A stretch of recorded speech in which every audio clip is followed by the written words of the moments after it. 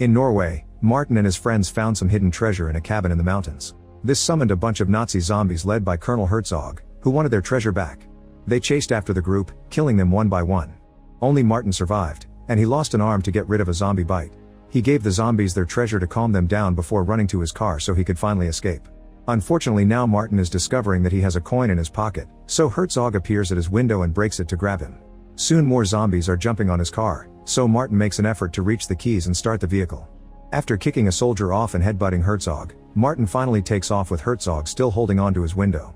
The other zombies fall off and one of them gets his intestines stuck on some broken glass, so the car pulls them out as it leaves. On the road, Herzog keeps trying to kill Martin. At that moment, a truck appears on the other side and runs over Herzog, causing him to lose his arm inside the car. Thinking it's finally over, Martin throws the coin out the window to celebrate his victory. Meanwhile, the truck driver checks on Herzog's body and tries giving him CPR, only for Herzog to bite his tongue off. When the driver pulls back, the other zombies jump on him to kill him while Herzog picks up the coin. He puts it in the treasure box before giving his men orders to hide it. Before leaving, Herzog notices the Talvik fish logo on the truck, which brings back memories. Minutes later, Martin is dozing off while driving and almost loses control of the car, so he turns on the radio hoping it'll keep him awake. However, he only finds a documentary that makes him fall asleep anyway. The car crashes and falls down the hill. Sometime later, Martin wakes up in the hospital with his hands handcuffed to the bed.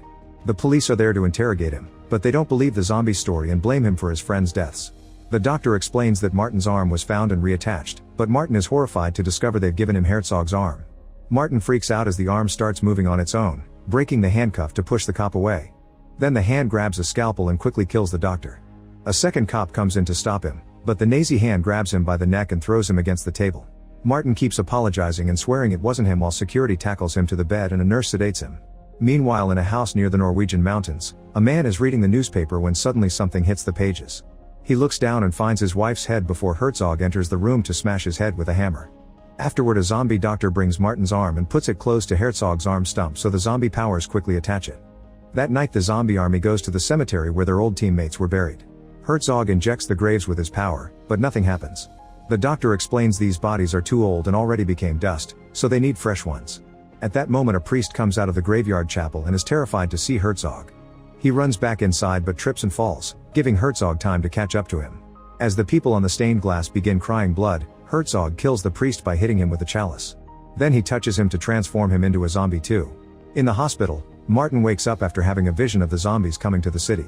He finds himself restrained to the bed and the sleeping cop outside won't come when Martin calls for help. Suddenly, a boy named Bobby appears in front of the bed. He's taken pictures of Martin's arm because he thinks it's cool and very zombie-like.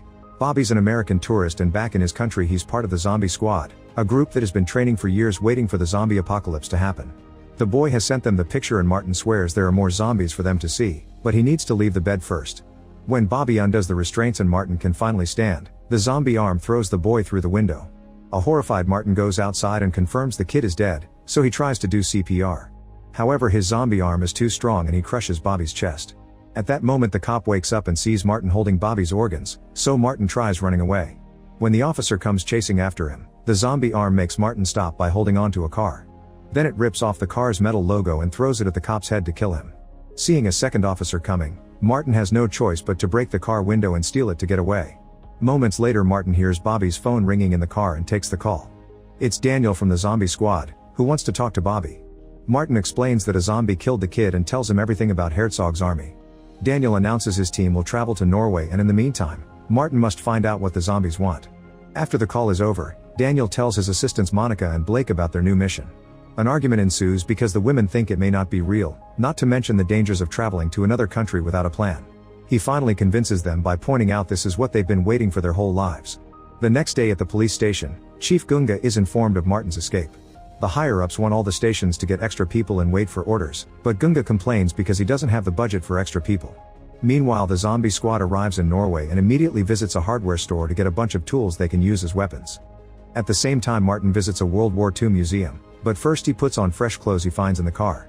Before entering the building, he accidentally bumps into a black man and the zombie arm tries to attack him, but Martin stops it just in time. On the newspaper stand, he discovers his face is on the front page. He decides to read the article and learns that the whole country thinks he killed his friends.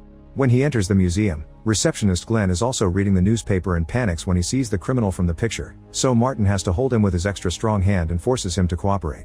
Glenn shows him the information he has on Herzog, who used to be a close friend of Hitler's.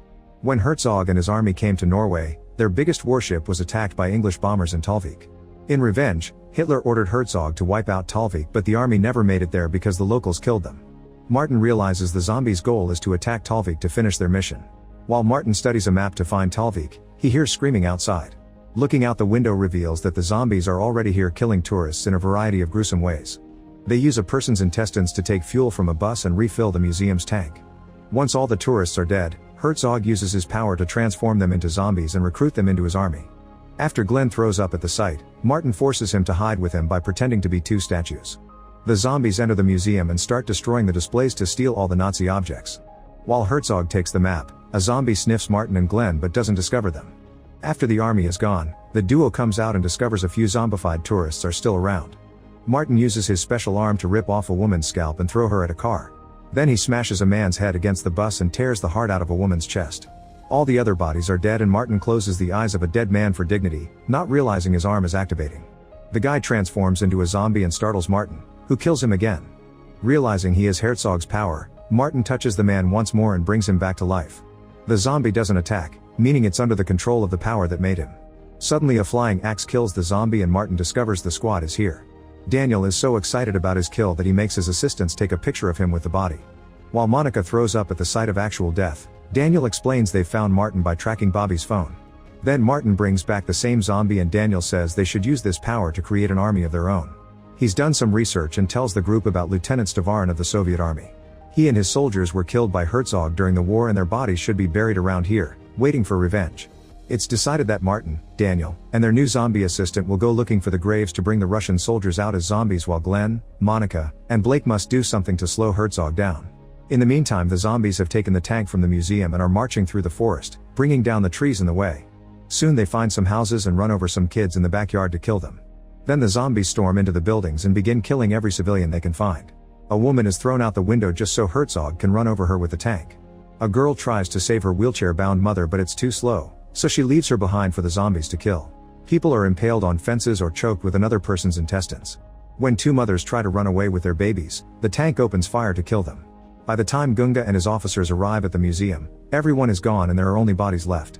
They don't even have a proper forensics team, two cops have to look at the clues. Footage from the security camera shows Martin grabbing Glenn, so Gunga assumes Martin is behind all the murders. Meanwhile, Glenn and the girls are watching Herzog's army move and make a plan to slow them down by using the swamps. Glenn goes out and insults them as he throws a rock at a zombie, knocking him down before running away. Herzog immediately sends half his army after him, so Glenn uses his knowledge of the area to take them through the swamps, which makes them run more slowly. Every time a good amount of zombies get stuck in the mud, the girls throw a bomb to blow them up. Some creatures manage to grab Glenn, but he takes off his jacket to escape and runs faster to reunite with the rest of the team. Once he's safe, the girls throw their last bomb and finish killing this half of the army. A furious Herzog makes his men retaliate. They open fire and the trio has to start running while dodging the attacks. After a few explosions, Herzog sees nothing but smoke and assumes the team is dead, so he and his army leave to continue to terrorize towns on their way to Talvik. In the car, the zombie assistant starts puking, so Martin makes him put his head out the window like a dog. By the time night falls, the vehicle gets stuck in the mud. They need something to create traction, so they put the zombie under the car and run over him to finally get it moving again. The zombie dies, but Martin just brings him back to life again regardless of his new injuries. At the police station, Gunga learns that the special forces aren't coming, so he decides he'll take care of Martin with the few officers he has to prove they're heroes. Moments later, Martin's team makes it to the area where the Russian army died. It would take too much time to dig them out one by one, but luckily Martin's arm starts reacting on its own. The zombie assistant grabs his head in pain as the arm punches the ground, sending out its power in a bright wave. Soon the Russian army is coming out of the ground in their new zombified bodies. Lieutenant Stavarin approaches Martin and to his shock, he calls him master. In the morning, Herzog and his army make it to Talvik, where Daniel and Martin are already waiting. They reveal they've already evacuated the town before Stavarin comes out with all his soldiers, who still aren't enough to outnumber the Germans. Noticing his superior numbers, Herzog sends his men out to fight. The armies collide and a vicious battle begins as zombies keep killing each other. Stavarin is an amazing warrior and nobody can land a hit on him, so he starts making his way toward the tank while bringing down anyone who tries to stop him. At that moment, Gunga arrives with his officers, so Herzog gets off the tank and sends it after them. The cops see the tank coming and try to leave, but they didn't park well and now their cars are blocking each other. Only Gunga and half of the cops manage to get out before the tank runs over their cars to destroy them. On the battlefield, Stavarin and Herzog finally meet and start fighting each other. Stavarin appears to be stronger and throws Herzog against a building, but Herzog dodges his punch before it can finish him. Meanwhile, the Nazi doctor is filling up his fallen soldiers with hay to send them out to fight again. If someone is missing a limb, he replaces it with random tools. Daniel and Martin are helping the Russians, but Daniel leaves to investigate where the tank is going. The zombies try surrounding him, however Daniel has been training for this and quickly brings them down using hammers. When the priest is about to attack too, the zombie assistant tackles him to defend his master. Gunga and the surviving officers hide inside a house, where they watch Martin kill zombie after zombie in a variety of ways, like pulling out their intestines and throwing them on the power lines to electrocute them. A zombie almost catches Martin by surprise, but at that moment Glenn and the girls show up and bring the creature down with a shovel. After a few more punches, Stavarin manages to bring Herzog down, but when he's about to kill him, a soldier hits Stavarin first with an axe. Then Herzog gets a pickaxe and crushes Stavarin's head. The Russians are clearly losing the fight, so Monica tells Martin they must concentrate their efforts on killing Herzog because he's controlling the rest of the army. Martin runs to tackle Herzog and they burst through a house wall. Then they start fighting each other, but Herzog is clearly stronger and easily throws Martin through the ceiling and walls. In the kitchen, Martin grabs random tools to defend himself, yet Herzog still grabs him and burns his face on the stove. Outside, Glenn and the women keep on fighting, but no matter how many zombies they kill, the German soldiers just keep coming. Seeing this as the end, Glenn is about to make a big confession only to be killed by a zombie before he can finish. While Blake and Monica are surrounded, Daniel manages to get inside the tank and starts fighting the two drivers. He manages to defend himself pretty well at first, but the zombie is still stronger and pushes him against the wall to stab him. In the house, Herzog beats Martin up a little more before he starts choking him. However, since the drivers are fighting Daniel, the tank loses control and crashes into the house, picking both men up. The zombie assistant kills the priest with a rock, but his celebration is interrupted when the tank runs over him. Daniel manages to push the zombie back and hits him with a hammer, killing him by pushing a bullet into his head. On top of the tank, Herzog and Martin continue to fight. This time Martin gains the upper hand and starts beating Herzog up, but unfortunately he falls off the tank when Daniel finally stops it. Herzog approaches Martin and gets ready to kill, only for Daniel to activate the tank's cannon and blow Herzog's head up. The zombies on the field that are about to kill the girls instantly lose their power and fall to the ground like normal bodies. Afterward, the zombie squad says goodbye to Martin and everyone leaves.